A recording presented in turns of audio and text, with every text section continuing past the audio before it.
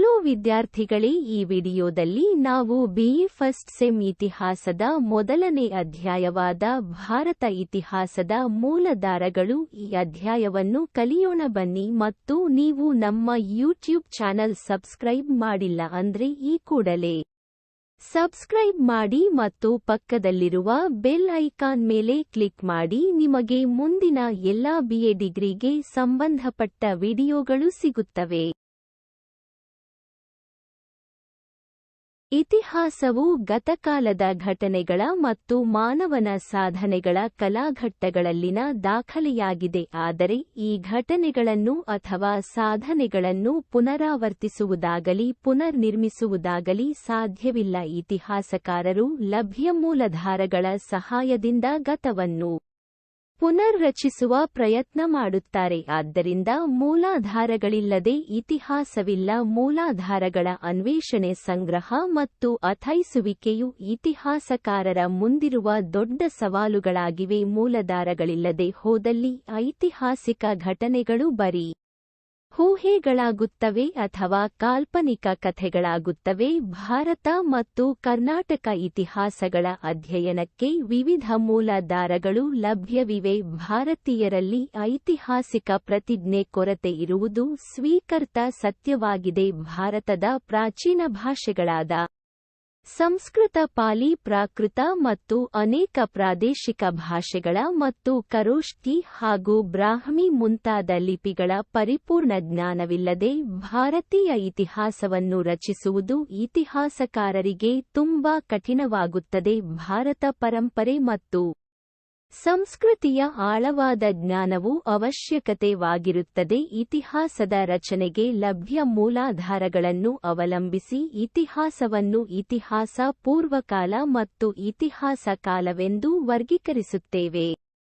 ಲಿಖಿತ ಮೂಲಾಧಾರಗಳು ಲಭ್ಯವಿಲ್ಲದ ಕಾಲವನ್ನು ಇತಿಹಾಸ ಪೂರ್ವಕಾಲವೆಂದು ಮತ್ತು ಲಿಖಿತ ಮೂಲಾಧಾರಗಳು ಲಭ್ಯವಿರುವ ಕಾಲವನ್ನು ಇತಿಹಾಸ ಕಾಲವೆಂದು ಗುರುತಿಸುತ್ತೇವೆ. ಇತಿಹಾಸದ ಮೂಲಾಧಾರಗಳನ್ನು ಎರಡು ಗುಂಪುಗಳಾಗಿ ವಿಂಗಡಿಸಬಹುದು. ಅವುಗಳೆಂದರೆ 1. ಪ್ರಾಕ್ತನ ಅಥವಾ ಪುರಾತತ್ವ ಮೂಲಾಧಾರಗಳು ಮತ್ತು 2. ಸಾಹಿತ್ಯಾಧಾರಗಳು. 1. ಪ್ರಾಕ್ತನ ಅಥವಾ ಪುರಾತತ್ವ ಮೂಲಾಧಾರಗಳು. ಪ್ರಾಕ್ತನ ಅಥವಾ ಪುರಾತತ್ವ ಮೂಲಾಧಾರಗಳು ಪ್ರಾಚೀನ ಮಾನವರ ಜೀವನ ಮತ್ತು ಚಟುವಟಿಕೆಗಳ ಅವಶೇಷಗಳಾಗಿವೆ. ಇವು ಉತ್ಖನನದ ಮೂಲಕ ದೊರೆತ ಮಾನವ ನಿರ್ಮಿತ ವಸ್ತುಗಳನ್ನು ಮತ್ತು ಆರಂಭಿಕ ಕಾಲದ ಶಿಲಾ ಸಾಧನಗಳನ್ನು ಒಳಗೊಂಡಿವೆ. ಲಿಖಿತ ಮೂಲಾಧಾರಗಳಿಲ್ಲದ ಸಂದರ್ಭಗಳಲ್ಲಿ ಇವು ಏಕಮಾತ್ರ ಆಧಾರಗಳಾಗುತ್ತವೆ.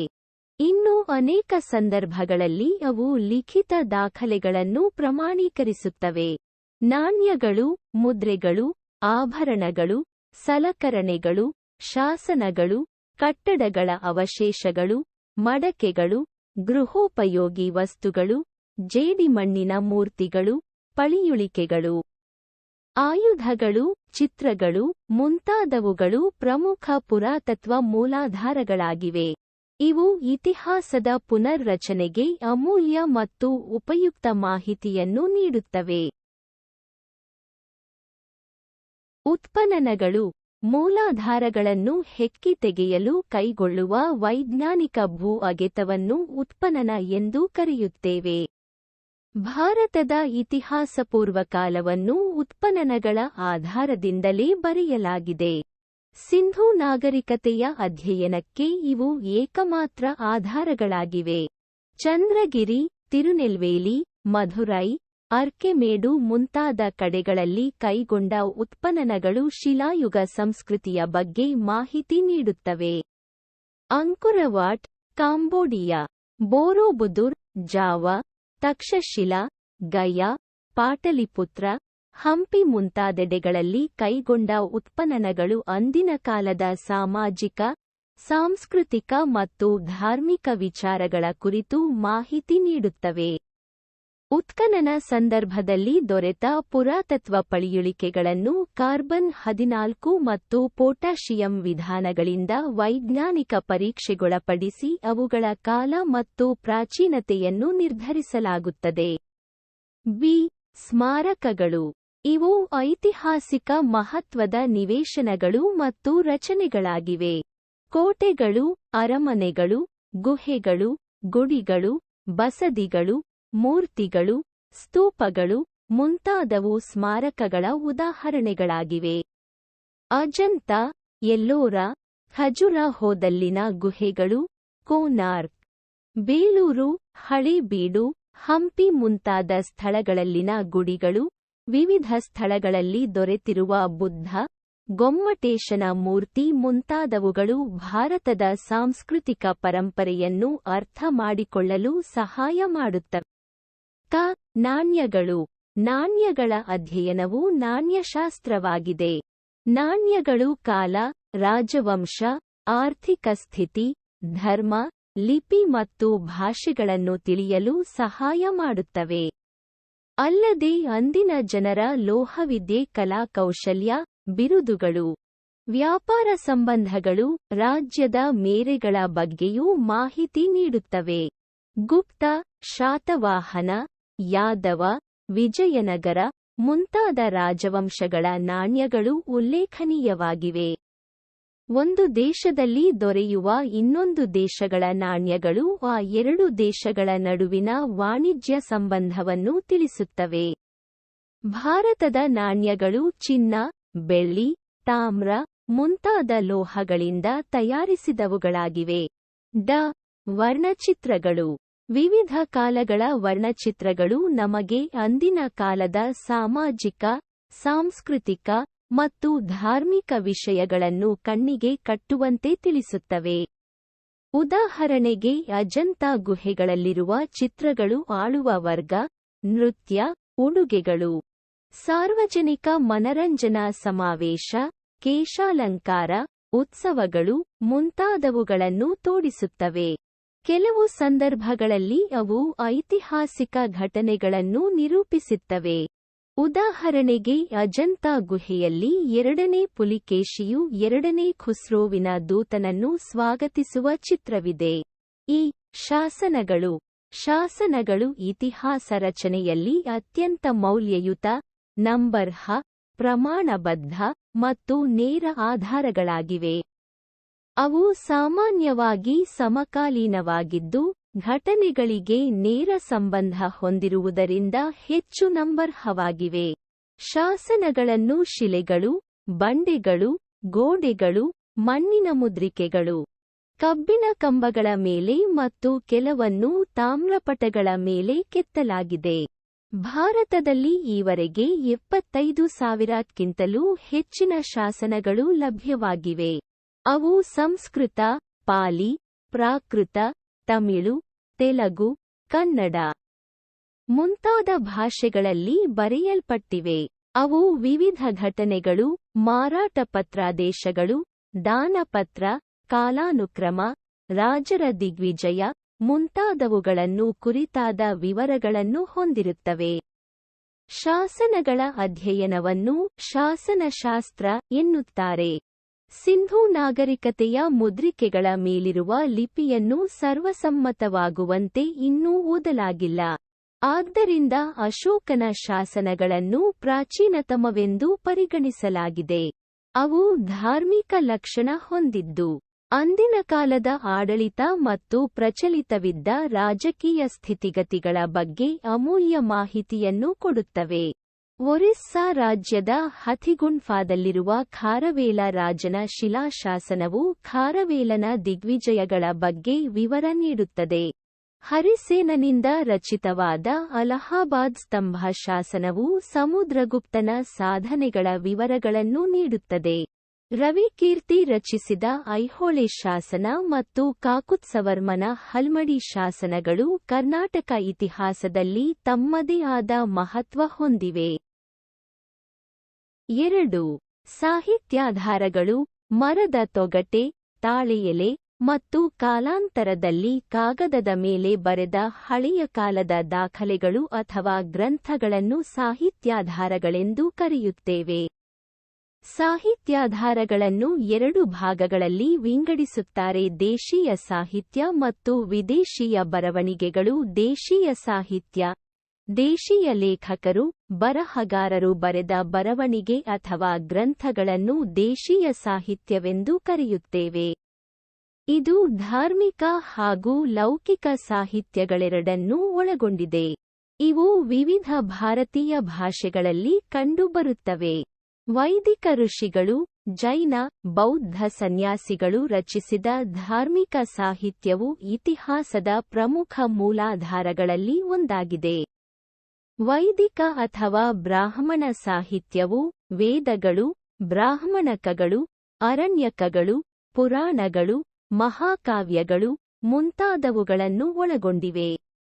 ಇವು ನಮಗೆ ಆರ್ಯರ ಸಮಾಜ, ಧರ್ಮ, ಆಧ್ಯಾತ್ಮ ಮತ್ತು ತತ್ವಜ್ಞಾನದ ಬಗ್ಗೆ ತಿಳುವಳಿಕೆ ನೀಡುತ್ತವೆ.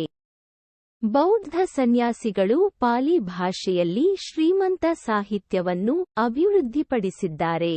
ಮಹಾಜನಪದಗಳು, ಹಲವಾರು ನಗರಗಳು ಮತ್ತು ಮೌರ್ಯ ರಾಜರ ಬಗ್ಗೆ ಬೌದ್ಧ ತ್ರಿಪಿಟಕಗಳು ಮಾಹಿತಿಯನ್ನು ನೀಡುತ್ತವೆ.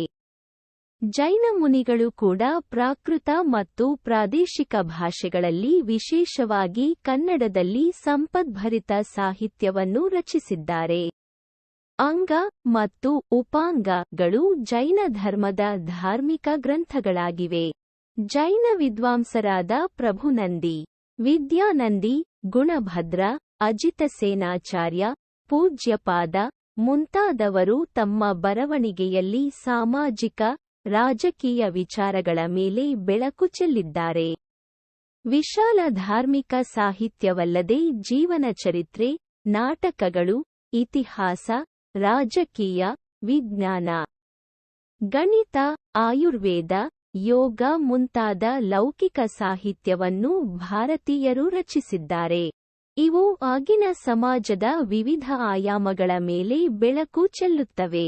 ಅಶ್ವಘೋಷನ ಬುದ್ಧಚರಿತ, ಬಾಣಭಟ್ಟನ ಹರ್ಷಚರಿತ, ಚಾಂದ್ ಬರ್ದಾಯಿ ಬರೆದ ಪೃಥ್ವಿರಾಜರಾಸೋ, ಬಿಲ್ದಣನ ವಿಕ್ರಮಾಂಕದೇವಚರಿತ, ಕಲ್ದಣನ ರಾಜತರಂಗಿಣಿ, ಕಾಳಿದಾಸನ ರಘುವಂಶ ಮತ್ತು ಮಾಳವಿಕಾಗ್ನಿಮಿತ್ರ ವಿಶಾಖದತ್ತನ ಮುದ್ರಾರಾಕ್ಷಸ, ಕೌಟಿಲ್ಯನ ಅರ್ಥಶಾಸ್ತ್ರ, ಪಾಣಿನಿಯ ಮಹಾಭಾಷ್ಯ, ಪತಂಜಲಿಯ ಅಷ್ಟಾಂಗಯೋಗ ಮುಂತಾದವು ಅವರ ಕಾಲದ ಇತಿಹಾಸದ ಮೇಲೆ ಬೆಳಕು ಚೆಲ್ಲುತ್ತವೆ.